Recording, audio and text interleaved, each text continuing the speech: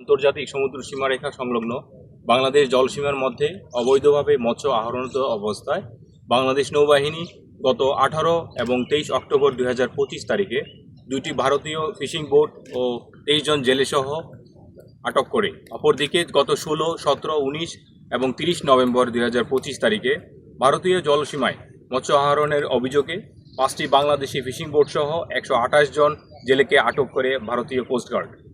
অতঃপর পররাষ্ট্র মন্ত্রণালয়ের উদ্যোগে দ্বিপাক্ষিক সমঝোতার ভিত্তিতে আটক থাকা জেলেদের বন্দি বিনিময়ের সিদ্ধান্ত গৃহীত হয়।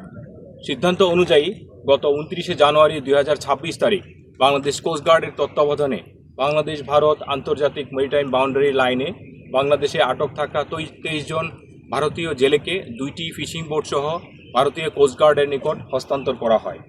একই সাথে ভারতে আটক থাকা 128 জন বাংলাদেশি জেলেসহ 5টি ফিশিং বোট বাংলাদেশ কোস্টগার্ড গ্রহণ করে। পরবর্তীতে অদ্য 30 জানুয়ারি 2026 তারিখ বিকাল 3টায় বাংলাদেশি জেলেদের বোটসহ কোস্টগার্ড বেস বংলায় তাদের পরিবারের নিকট হস্তান্তর করা হয়।